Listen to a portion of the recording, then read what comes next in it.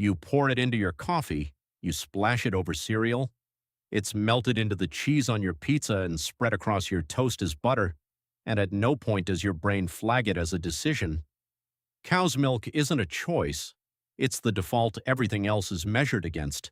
Say milk, everyone pictures a cow. Say egg, everyone pictures a chicken.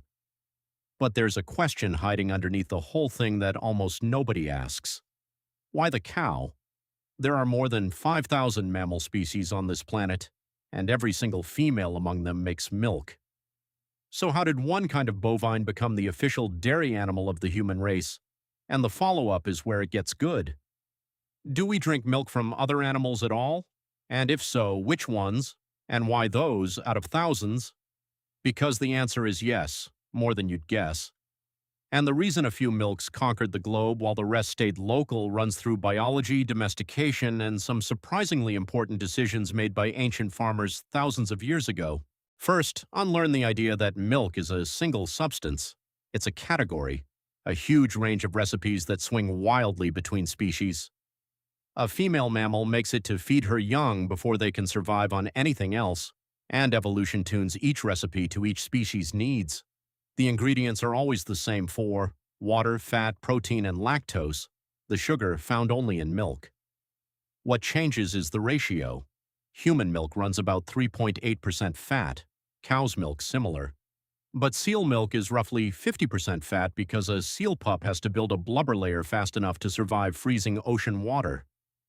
Every recipe is written for the body that will drink it, which is exactly why feeding cow's milk to a human infant means feeding it something its body wasn't built to expect.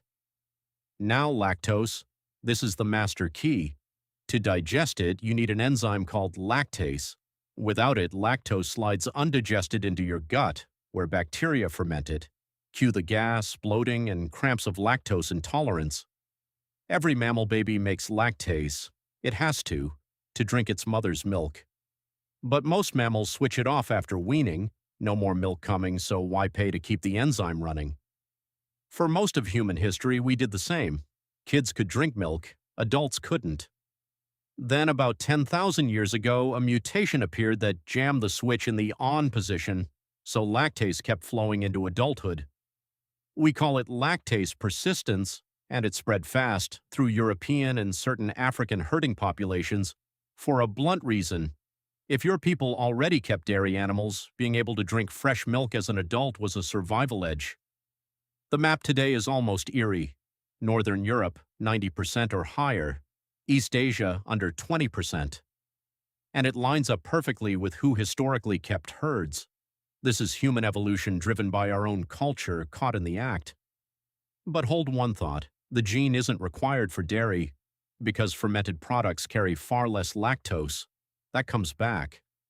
So which animal milks do humans actually drink? Wider than you think. Goat is number 2 worldwide, and across the Mediterranean, Middle East, and much of Africa it beats cow. Feta and chèvre come from goats. Sheep is 3rd, roughly double the fat of cow's milk, which makes it a cheesemaker's dream. Roquefort, Manchego, Pecorino, real Greek feta. Camel is a staple across arid regions where cattle can't survive. Lower lactose, more vitamin C, and it keeps in heat that would spoil cow's milk in hours. Yak feeds the high-cold Tibetan plateau. It's over 7% fat, churned into the yak butter that makes butter tea.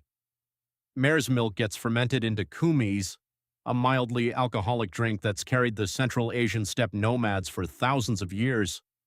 Reindeer milk, drunk in the subarctic, is about 22% fat.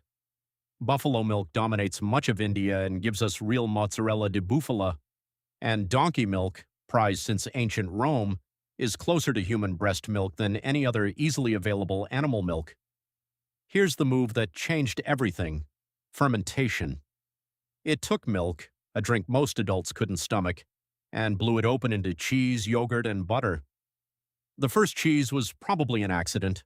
Milk stored in a pouch made from an animal's stomach, which still holds rennet, would curdle into something like soft cheese, and the killer feature is lactose reduction. Fermenting bacteria eat the lactose. Draining the whey from hard cheese removes most of the rest.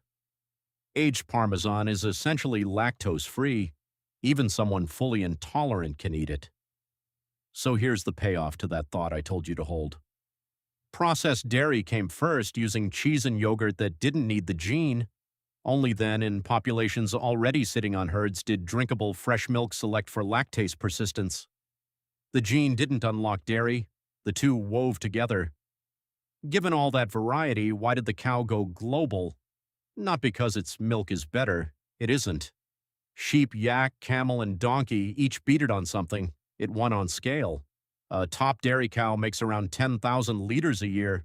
A sheep manages 200 to 400. A goat 500 to 800. Nothing else comes close per animal.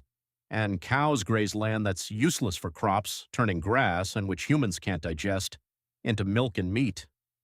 For feeding large settled populations in temperate farmland, no other animal came near. Now the most interesting part. Out of 5,000 plus mammals, we milk maybe a dozen. Why so few?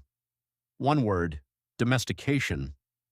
To milk an animal, you have to keep it close, control its breeding, handle it daily, and hold a herd big enough to keep milk flowing, all without anyone getting killed. Most animals fail that test. Lions make rich, edible milk. Milking one is not a strategy. Elephants won't sit still, and a mother with a calf is deadly. The zebra is the perfect case, a close cousin of the horse, which we did turn into a dairy animal, yet zebras have defeated every attempt to domesticate them in all of history. Their milk exists. Nobody can get near enough to take it. The animals that made the list all share a rare cluster: calm enough once habituated, willing to overproduce, tolerant of herds, and productive enough to be worth it. That combination is uncommon, which is why the dairy roster is so short. There's one last force: 5 centuries of European colonial expansion. It didn't just export people and languages, it exported farming systems and the cattle-based dairy setup baked into them.